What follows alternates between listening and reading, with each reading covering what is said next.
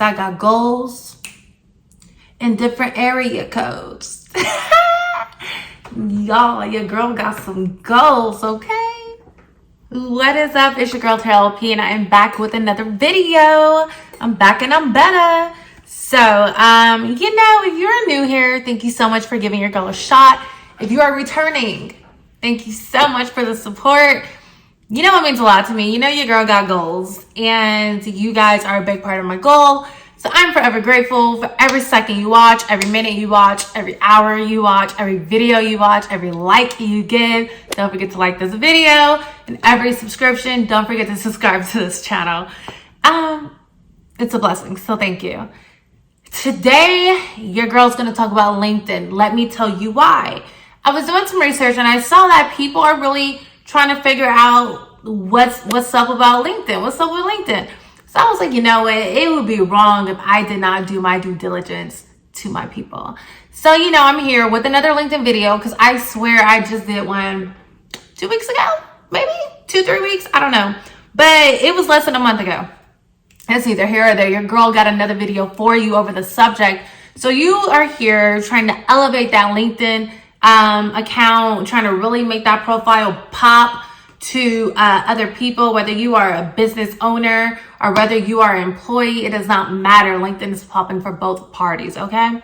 So I'm already going to call you a future LinkedIn legend because I speak things into existence, We are about to dive into LinkedIn growth strategies for the freaking win. We're gonna talk about hacks, fails, lessons, everything. And per usual, your girl got her notes, so you're not gonna miss a thing. Okay. So tip number 1: your LinkedIn profile perfection. We've talked about this before. I'm just about to talk about it again. Your LinkedIn profile is your digital billboard. Okay, when you are driving down the street or driving down that highway and you see them billboards that say, "Does advertising work?" It just did. That is what your LinkedIn account is. That's what your LinkedIn profile is.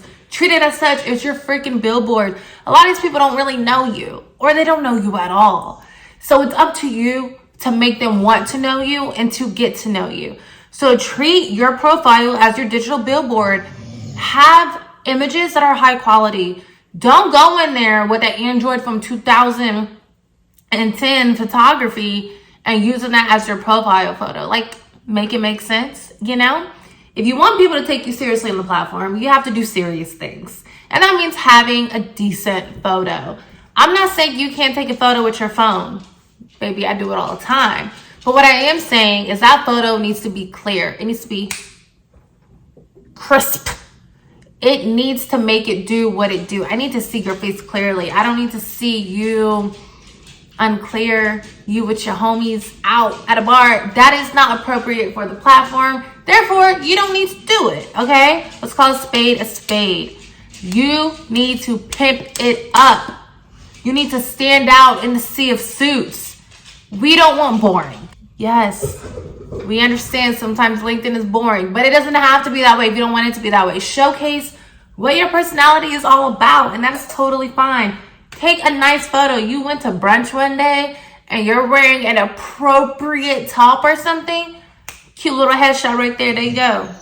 That right there is your LinkedIn image, and you are okay. Content, we'll get into that, okay?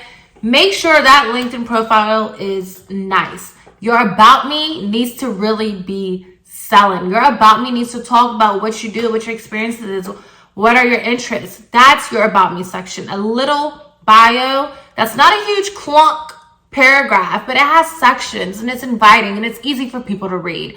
Don't let it be an essay form. Don't let it be just one big paragraph and people are not going to finish reading it. Make it be a digestible content. All right. Another thing, have your job history there. I don't want to know where you worked before, where you work now. I want to know what your experience is. I want to know how you're relevant. Let me know. Job history is so important. A lot of people look at it to hire future candidates on LinkedIn, to understand if they want to connect and network and do business with people on LinkedIn. So keep that updated. If you can get doggone recommendations on LinkedIn, go for it. Reviews on LinkedIn, go for it. Again, your profile is your digital billboard. Now, the art of connection request. Education connection. Okay, so your girl back in the day, maybe 2019, I had a LinkedIn PDF that I was giving to people as a freebie, and I enjoyed it. In that, I talked about connections because I was on a mission to get 500 connections on LinkedIn, which I did. And then I stopped connecting after I reached that goal back in the day. But the art of connection requests is totally real, y'all. Connection requests are your golden ticket. We are Willy Wonka in the chocolate factory. And connection request is that golden ticket that you're trying to get inside of that chocolate factory, you know? That is how you're going to network. It's freaking there. When you make that connection, that's your introduction to networking with these people. I can show you how to craft a connection request that will have people clicking accept faster than you can say professional development. And the reason why I know it works is because I've used it. It honestly depends on the people you're trying to connect with, and you can tailor it to your needs. Okay, so here is an example, and I'll have it on the screen. Okay, so I don't know if you want to screenshot this or take notes. I'm going to have it on the screen, but I'm going to read it off to you right now. And this is a connection request example, one of the ones that I actually use to grow my connections on LinkedIn. Remember, it is adaptable and make it your own. Hey, Ashley, I saw that you were a XYZ. That is so amazing. This year, I really want to expand my LinkedIn network and make meaningful connections online. We have a few mutual connections together, and I'd love to be a part of your network. It's time for us to really use LinkedIn to its full potential. Well, at least me. Sincerely, Tara. Listen, honey, make it your own. It doesn't have to be exactly what I said. It can be something along the lines. Those were what I found worked for me. Don't be afraid to connect. But the thing is, don't connect with a cold pitch. I never made any of my connections be, hey, I saw you were a digital account manager. I would love to get on a call with you to go over XYZ. I think my company would be so beneficial for you.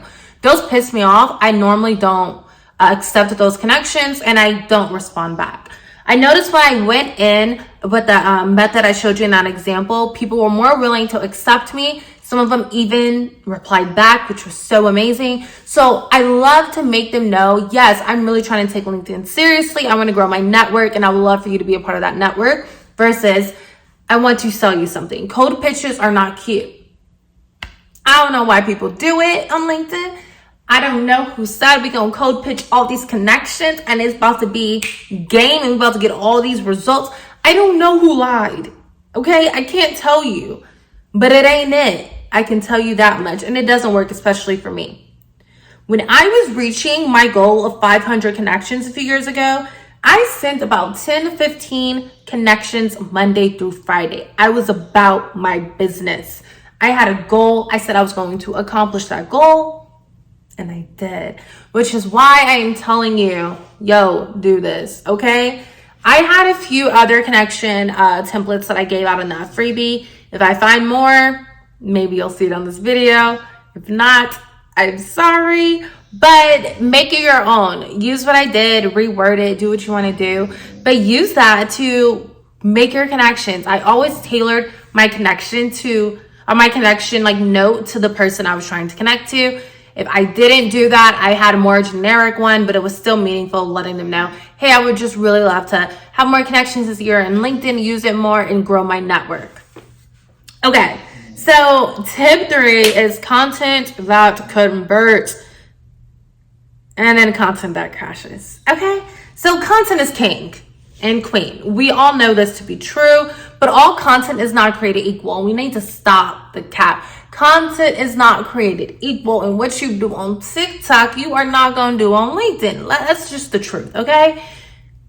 You gonna really do a dancing video on LinkedIn? Are you really though?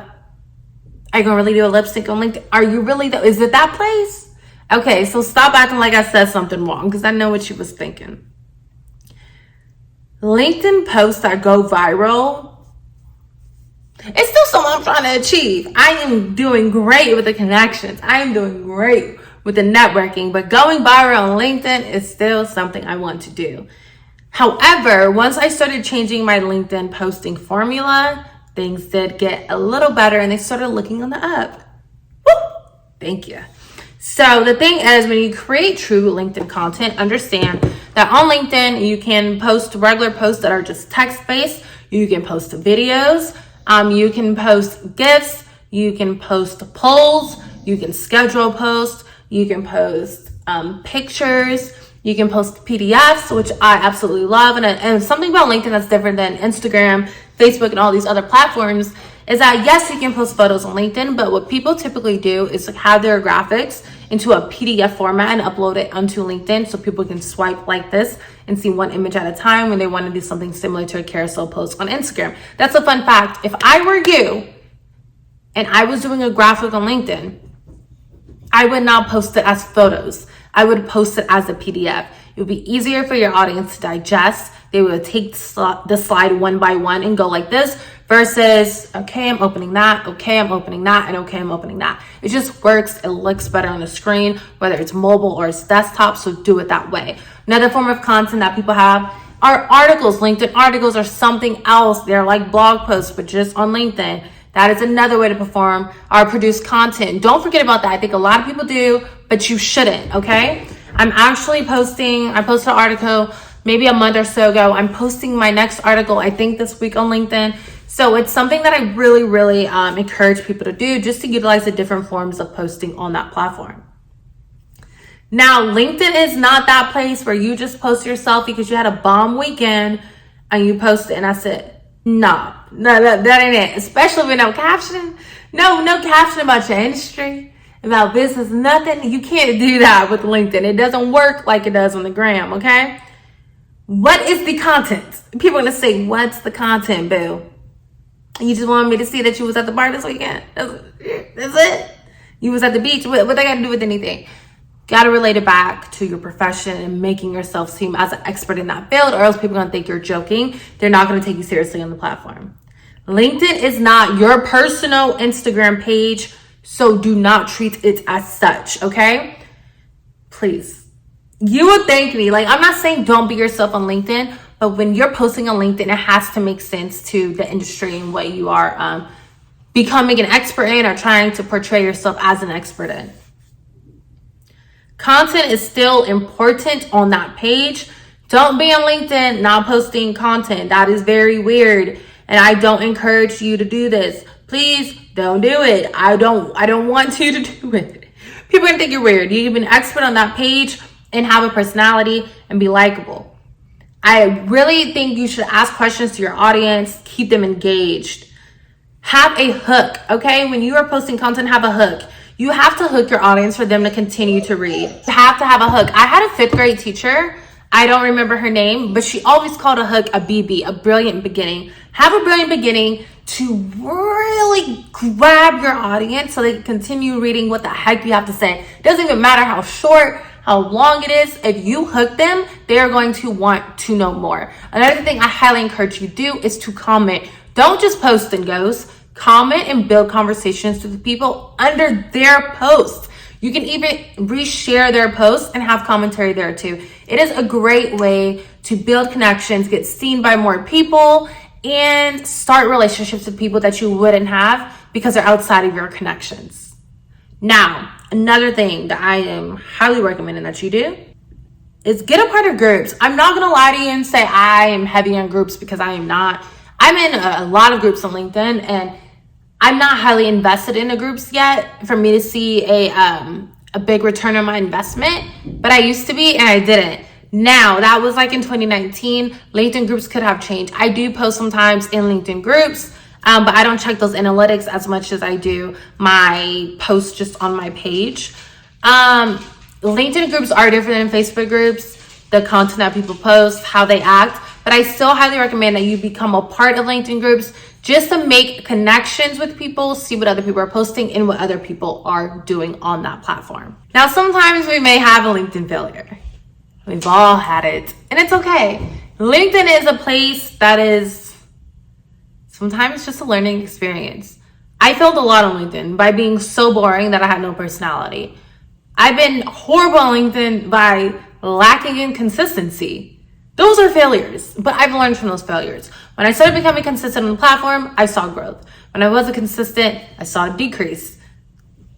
When my content had no context, decrease. When I started talking about a little bit more and making myself seem like an expert in the industry, increase. When I mixed up my content showing a mixture of GIFs, regular text, and photos, increase. When I just had short captions with no context, no imagery, decrease. So it's a lot of figuring out what works for you and what doesn't. But one thing that all LinkedIn posts have in common that are successful, they have some type of hook to keep the audience interested. So I was gonna do a long video today, so you know your girl's done. Only because I recently did a LinkedIn video, but I wanted to get bigger with the strategies behind it. So if you liked this video, thumbs up. If you didn't, tell me what topic you want to have next, okay? All right, thank you so much. Please be sure you subscribe. And I know I ended abruptly, but it's because I know you're about to crush LinkedIn, and I don't think I have anything else to say until the next video about LinkedIn when you guys have questions. So remember this. LinkedIn hustlers, all right? Growth hacks, epic fails, frustration, it all happens with the platform, like any social media platform. But you can do it. Just be consistent and let's connect on the platform. And I'll be a part of your network. Okay, don't forget to subscribe and like this video. I'll talk to you next week. Bye.